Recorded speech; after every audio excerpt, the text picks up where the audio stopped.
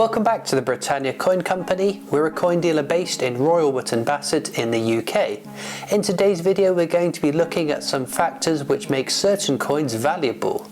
Now there are some coins which are worth more than you might expect, and equally others which aren't worth as much as you might think. So let's get started. We'll start with the mintage and scarcity of a coin. This 50p is the lowest minted circulated 50p. It was produced to mark the UK's presidency of the European Council.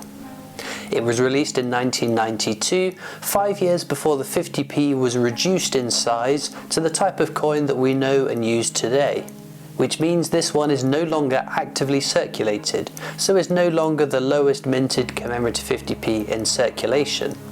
There were only 109,000 of these put into circulation, and actually features in both the 1992 and 1993 annual coin sets, due to the UK's presidency spanning across those 2 years.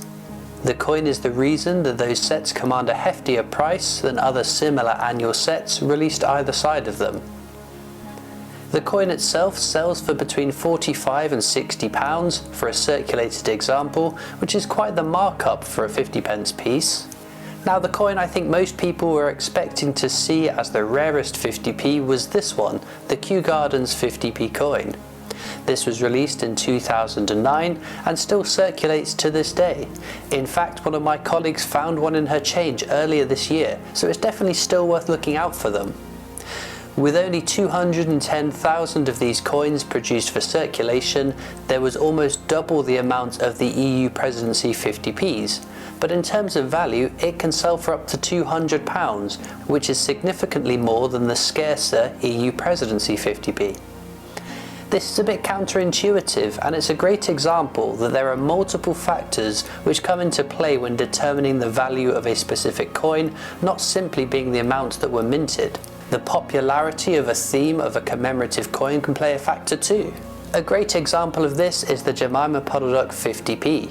It's fair to say that this is a scarcer coin than some, with only 2.1 million minted and put into circulation, which nestles the coin neatly between the Olympic cycling and Olympic fencing 50p's in terms of their mintage figure. But if we look at the values, those two Olympic 50p's would fetch between £1.20 and £3, whereas the Jemima Puddle Duck will set you back £9 to £12, which again is a rather large increase in value for coins of a similar rarity. Now Jemima Puddle Duck was one of 5 Beatrix Potter coins minted in 2016, which became really popular with younger collectors and their relatives looking out for them in change. There were further sets released into circulation in 2017 and 2018, with 2 more Peter Rabbits featuring in 2019 and 2020, although those last 2 weren't released into circulation. Of the 2016 set, Jemima Puddle Duck was by a fair margin the rarest of the 5 that were released, with the next rarest being Squirrel Nutkin, of which 5 million were minted for circulation. The most common in that set was Peter Rabbit, and his circulating total was 9.6 million.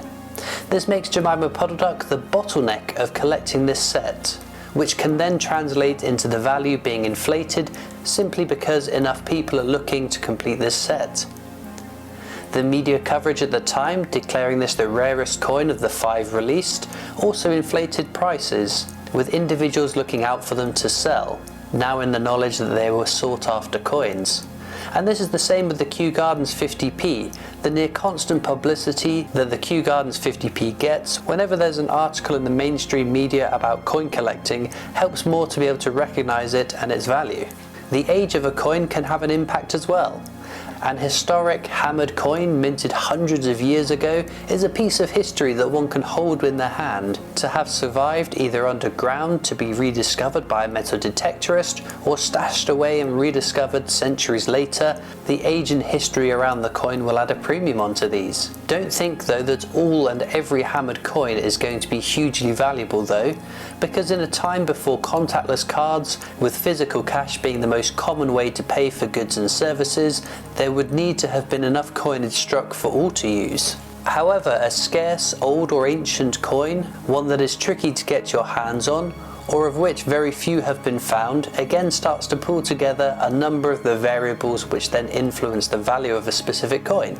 It's not just old coins though, sometimes because a coin is so brand new that can add value to it.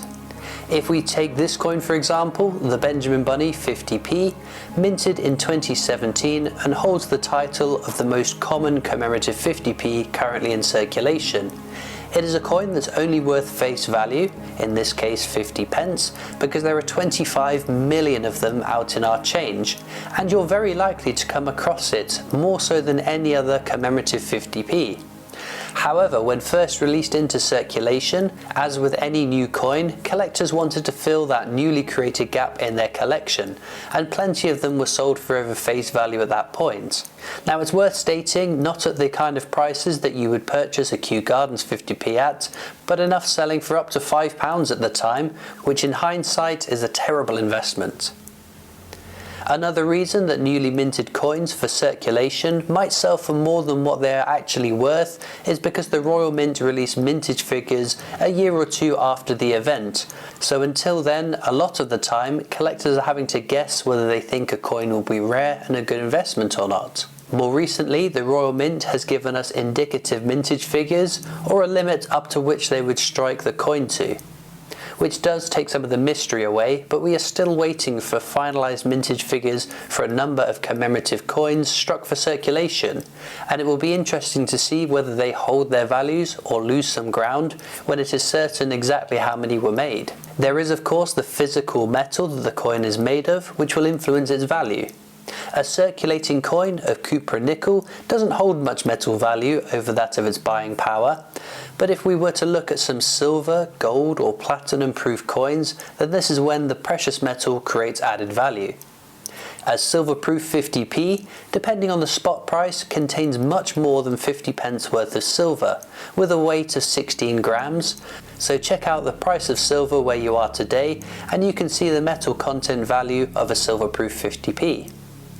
Gold proof coins too have a much greater markup than that of their silver proof counterparts, naturally with gold being even more valuable than silver, and again this provides at the very least a minimum that the coin would be resold for, as it will always have its value in gold.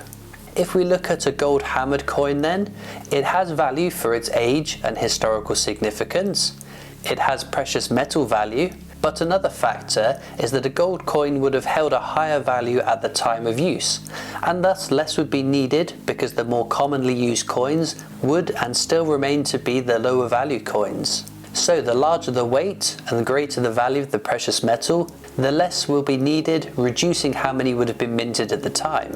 There is also the condition of the coin, which should be taken into account when deciding a value for a coin, especially when you're getting to the higher value coins. Those willing to spend large sums of money would want a decent product for their cost. Graded coins are prime examples. If you want more information on graded coins, then check out our video on the topic.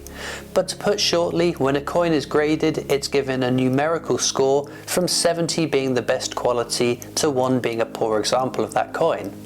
At the higher end of the spectrum, the difference in price between a 70 and a 69 can be shocking, with only one grade point between them, but at times thousands of pounds difference in value.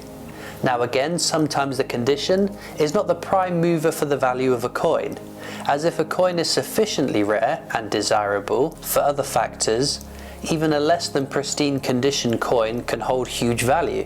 For instance, the debased currency of King Henry VIII, whereby the silver content was reduced, resulting in the coins not lasting as well over time in comparison to coins that were not debased. And this means that even less than perfect examples of these coins are very sought after. We also can't forget errors and variants too.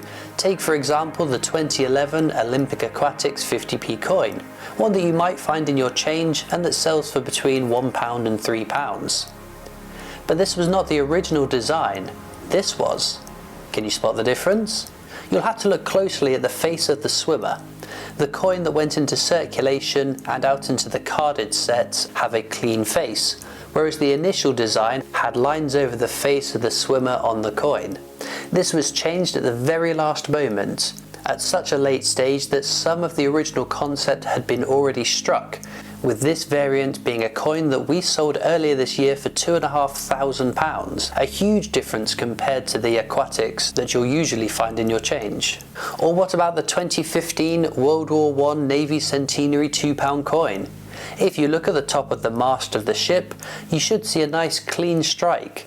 Now where the die or dies, which are used to mint the design onto a coin, has been damaged, it can create what's called a cud error, a little blob of extra metal which shouldn't be there. Having what is sometimes referred to as the quarter flag, half flag or full flag error, depending on the severity, can add a few pounds in value to the right buyer. Now this video could easily go on for hours looking at examples of different coins that have different values and why that's the case. But I hope the areas that we've covered help you to identify what potential factors can influence the value of coins. I'd be fascinated to know in the comments what's your most valuable coin in your collection and what makes it so valuable. Be sure as well to subscribe to our YouTube channel. It's free to do and it means you won't miss out on any of our future uploads. You can also follow us on Facebook and Instagram where you'll see us post lots of pictures of our coins. We're on TikTok and Twitter. We have our shop and online store, but I'll see you next time for more amazing coins from the Britannia Coin Company.